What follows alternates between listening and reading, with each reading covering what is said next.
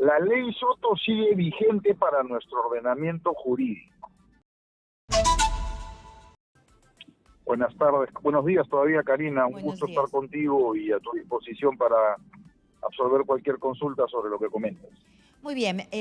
Ayer se ha dado cuenta que se han dado unos parámetros para utilizar esta llamada ley Soto, la ley de prescripción. Acabo de hablar con uno de los tribunos del TC y dice que no se declara inconstitucional porque el único ente que declara inconstitucional es el TC y ellos no han declarado inconstitucional a la ley Soto. ¿De qué se trata, doctor? A ver, ayer lo que ha habido es un pleno jurisdiccional penal. Exitosa. ¿Qué significa esto? Que todos los magistrados de la Corte Suprema que forman parte de salas penales se han reunido para analizar un tema en específico. En este caso, se han reunido para analizar la ley Soto y han considerado que la misma es inconstitucional. Es correcto decir que la Corte Suprema no tiene facultades para declarar la inconstitucionalidad de una ley. Esa facultad solo alcanza al Tribunal Constitucional porque tenemos un sistema de control constitucional concentrado. Sin embargo, los jueces tienen la facultad de inaplicar leyes en casos concretos allí donde consideren que esa norma resulta inconstitucional. En mi opinión, al no tratarse de un caso concreto, los jueces de la Corte Suprema han ido más allá de sus atribuciones y esto no deja de ser una opinión, doctrina de alguna manera importante en términos jurisprudenciales, pero no se está aplicando un caso concreto. Lo que hacen es conminar a los jueces a aplicarlas en los casos que se presentan y ahí creo que hay un exceso en las facultades que alcanzan para poder hacer esto. Finalmente creo yo que...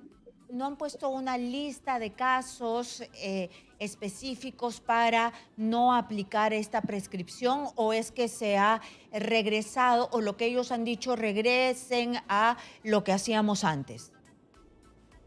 La ley Soto sigue vigente para nuestro ordenamiento jurídico y por lo tanto tiene que ser materia de evaluación ahí donde se plantee la prescripción como mecanismo de defensa. Exitosa. Lo que está haciendo la Corte Suprema con este pronunciamiento es conminar a los jueces a que apliquen este criterio para que a su vez se inaplique la ley Soto a los casos en concreto. No hay una lista de casos, pero técnicamente lo que están haciendo es combinar a los jueces para que se aplique a todos los casos en donde se plantee la prescripción. Y eso, en mi punto de vista, es peligroso. Siempre tiene que haber una distinción entre caso y caso, pero se ha venido mal utilizando, ¿no? Es decir, la ley Soto ya desde que la utilizó el que la dio, entonces ahí ya comenzó la oscuridad. Sí, es verdad, pero de hecho, digamos, las normas deben dictarse no con nombre propio, sino pensando en una colectividad.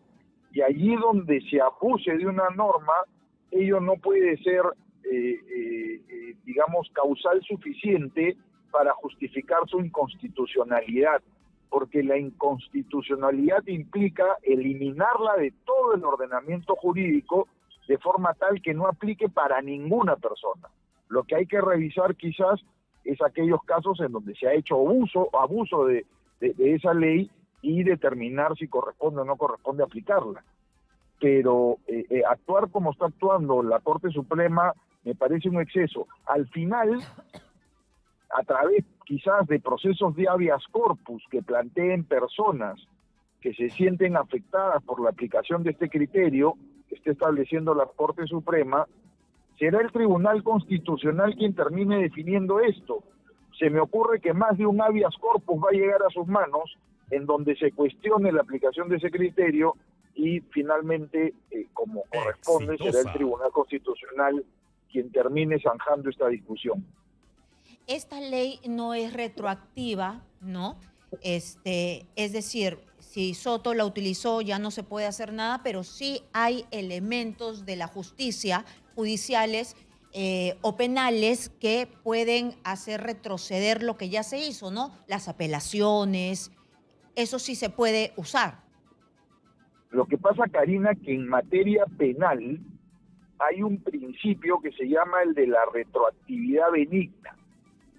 Todo aquello que se dictamina en una ley o que se promulga a través de una ley que resulte beneficioso para el reo, llámese investigado, llámese sentenciado o en la posición que uno se encuentra dentro de una investigación penal, puede aplicarse de manera retroactiva. ¿Qué significa? Que si la ley sale hoy, pero beneficia a aquel que está investigado o procesado, puedo aplicarlo a un supuesto anterior al de la fecha en el que se dicta la ley. Y eso es lo que probablemente se esté invocando en este caso.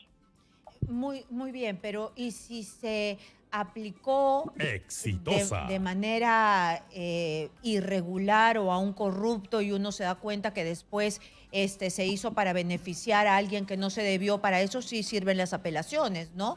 La Procuraduría o no sé quién, ¿no? Sí, en el caso concreto donde la aplicación de la norma resulte inconstitucional, es donde aplica esta facultad que tiene el juez para decir, la inaplico porque la aplicación en este caso concreto no va de la mano con nuestra Constitución.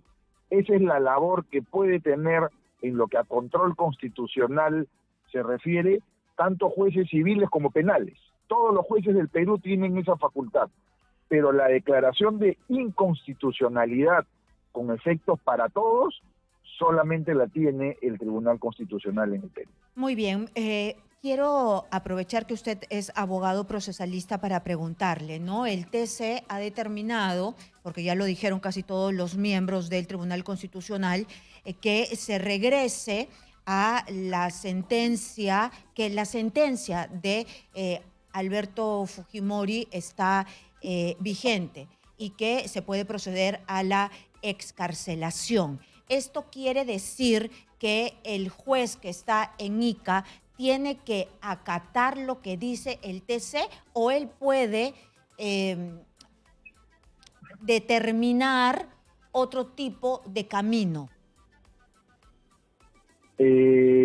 A ver, Karina, ahí el tema también es un poco complicado, ¿ya? A ver, el Tribunal Constitucional y los tribunos creo que deben defender su fuero, ¿ya? Y allí donde dicen que efectivamente hay una sentencia que ordena la excarcelación del expresidente Fujimori y que no corresponde aclarar la misma, pues si la sentencia efectivamente debe ejecutarse. Ahora bien, la justicia supranacional ha suspendido la ejecución de esa sentencia. Digamos, puede gustarnos o no esa decisión de la justicia supranacional, en concreto el sistema de protección de derechos humanos de la Comisión y la Corte respectiva, y en mi opinión, la justicia supranacional prevalece sobre la justicia nacional. Es decir, lo que se ha dictaminado a nivel de Comisión de Derechos Humanos y Corte Internacional de Derechos Humanos prevalece sobre lo que ha determinado nuestro Tribunal Constitucional. Lo que nos acaba de decir, Gustavo Gutiérrez Tixe, es que es una recomendación y no es una sentencia. Y por eso la sentencia estamos obligados y las recomendaciones no. Digamos, habrá que analizarlo desde esa perspectiva. Si efectivamente se trata de una recomendación y no de una medida cautelar o una resolución con carácter jurisdiccional, es una cautelar. Que la cautelar debe ejecutarse en el momento desde el momento que se notifica. Entonces, si hay una cautelar que suspende los efectos del fallo del Tribunal Constitucional, lamentablemente, en mi opinión, esa decisión prevalece sobre las decisiones que se tomen en el fuero interno. ¿Y la cautelar tiene vigencia para siempre? Porque lo que me dijo Gutiérrez Tixe es que nosotros interpretamos, el TC interpreta, de que la cautelar tiene una vigencia y no es para siempre. Lo que pasa es que las cautelares están al servicio de un proceso principal. No puede haber una medida cautelar en el aire que no responda a los intereses de lo que se pide en un proceso principal. Entonces, hay que verificar cuál es el estado del proceso principal. Si no existe proceso principal, no puede haber medida cautelar. Y entonces ahí hay un trámite que corresponde a los abogados del presidente Fujimori verificar y probablemente acreditar ante el juez de ejecución constitucional para que sea este quien determine si corresponde o no corresponde ejecutar lo que el Tribunal Constitucional ya dictaminó.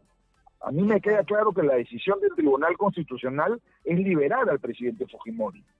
Lo que no está claro es si esta recomendación o medida cautelar del Sistema Interamericano de Protección de Derechos Humanos de alguna manera impide esa ejecución.